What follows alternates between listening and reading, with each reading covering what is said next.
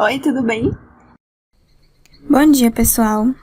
Hoje estamos aqui para falar de modelos atômicos e esse é o próximo passo antes da gente falar das propriedades periódicas e chegar à tabela periódica com os nossos elementos que acabamos de descobrir através das reações químicas. O primeiro modelo atômico que foi descoberto, que foi dado como vigente através das leis e dos experimentos feitos na época, foi a teoria de Dalton, em que John Dalton foi um cientista inglês que propôs essa teoria para explicar as leis que foram anunciadas por Lavoisier e Proust. Que leis foram essas? A lei de Lavoisier, todo mundo conhece, que é a lei das massas, em que nada se perde, nada se cria, tudo se transforma, ou seja, a massa presente nos reagentes de uma reação química tem que ser a mesma massa presente nos produtos dessa reação. E a lei de Proust das proporções constantes, ou seja, é possível saber que a composição química de uma substância composta vai ser sempre constante, independente da origem dela. Então, se ela for obtida de fontes naturais ou de laboratório, vai ser sempre formada pelos mesmos elementos químicos numa mesma proporção em massa, através da decomposição lá da água em gás hidrogênio e oxigênio, H2O, a proporção do hidrogênio para o oxigênio é 2:1, e essa proporção se mantém mesmo. Então, a partir dessas duas leis, Dalton propôs a teoria dele, que ficou conhecida como teoria atômica, em que o átomo, que vem do grego lá, que significa algo que é indivisível, foi usada pela primeira vez na Grécia Antiga. A gente viu que uma substância pura, é o próprio elemento.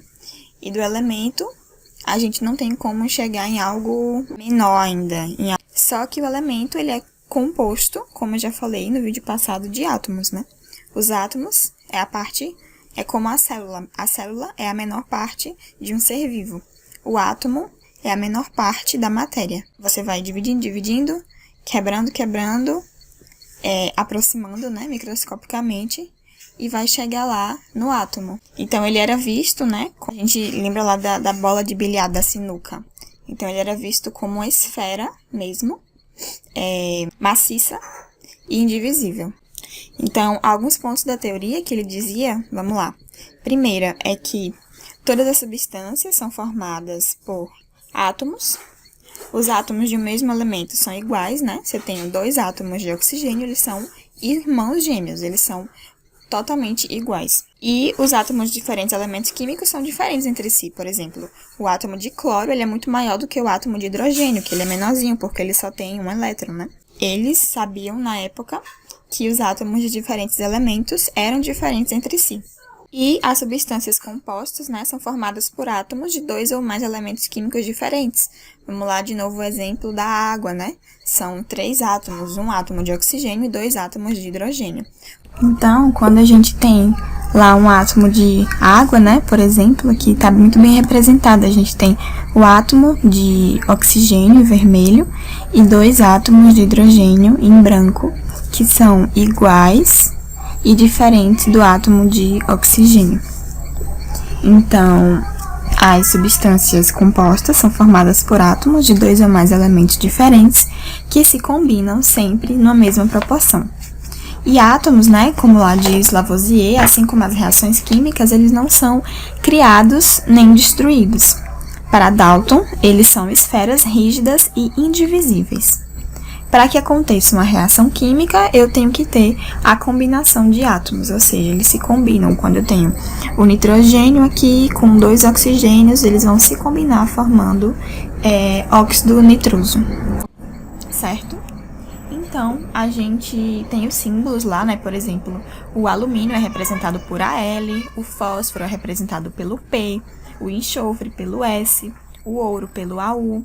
Então, cada elemento tem o seu nome, Por exemplo, as minhas iniciais são SM.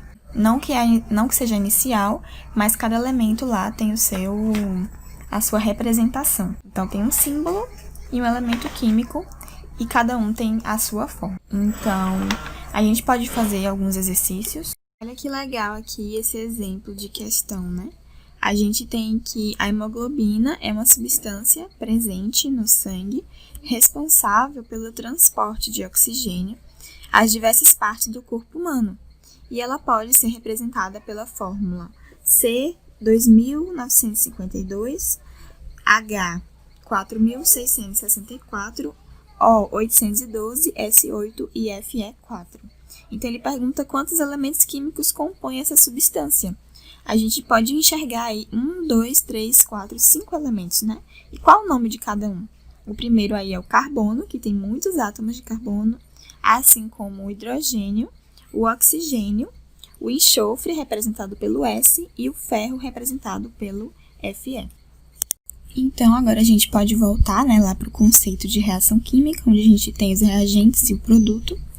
E, com isso, a gente pode pensar em balanceamento. O que é balancear, né? É equilibrar os dois lados de uma reação. Como é que a gente vai balancear? Então, sempre lembra, quando você estiver fazendo uma questão, quando você vê uma equação química, a primeira coisa que você vai olhar é se ela está balanceada. Isso é de praxe para qualquer estudante, principalmente se estiver fazendo uma questão de química, tá bom? Então, vamos ver se lá a equação está balanceada. O que ela estar balanceada? Ela ter a mesma quantidade, é o coeficiente mesmo, aquele númerozinho que fica aqui na frente do elemento, a mesma quantidade nos reagentes e nos produtos. Vamos ver essa reação aqui, né, que tá bem facinho, porque a gente tem 2 nitrogênios no reagente e 2 oxigênios no reagente. E no produto a gente tem NO, mas tem o 2 aqui na frente, então quer dizer que a gente tem 2 nitrogênios e 2 oxigênios. Então, tá balanceada sim, tá ótima para o que a gente quer. Então, vamos pensar aqui nessa reação, olha que legal. A gente tem C2H6 mais O2, dando CO2 mais água. O que a gente precisa ver, né, se ela tá balanceada. Então, nos reagentes a gente tem 2 carbonos e no produto a gente tem 1 carbono. Nos reagentes, a gente tem 6 hidrogênios e no produto a gente tem 2 hidrogênios. Então, a gente já sabe que essa equação não está balanceada. Então, o que a gente vai fazer? A dica é sempre deixar os hidrogênios e os oxigênios por último, ok? Então, vamos lá olhar primeiro o carbono, né? Se a gente tem 2 carbonos aqui e a gente tem 1 carbono, então a gente colocaria o quê? 2 carbonos aqui, né? 2 carbonos no produto, 2 carbonos no reagente. Ok. Então, agora sobraram, né, os hidrogênios e os oxigênios. Vamos primeiro olhar os hidrogênios. A gente tem 6 hidrogênios aqui no reagente e a gente tem 2 hidrogênios no produto. Então, o que é que eu preciso, então, de 3 hidrogênios no produto para ficar 3 vezes 2, 6 hidrogênios no reagente e no produto. O que mais agora que eu posso fazer? Então, eu tenho 2 carbonos no começo, eu tenho 6 hidrogênios no começo e no final. Então, quantos hidrogênios agora eu tenho? Eu sei que eu tenho 2 aqui, mais 1, eu tenho 3 oxigênios nos reagentes.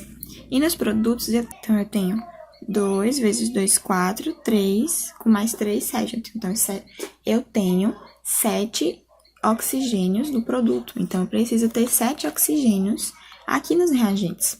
Como é que eu faço? Então, aqui como eu tenho 1 já, e aqui eu tenho 2, eu posso colocar um 3 aqui, para ficar com 6, mais um 7. Então, a nossa equação tá aí balanceada. Aqui, quando não tem nada, a gente sabe que o coeficiente é 1, né? Então, se eu pedir a soma dos coeficientes nos reagentes, 3 mais 1, 4. E nos produtos, 3 mais 2, 5, certo?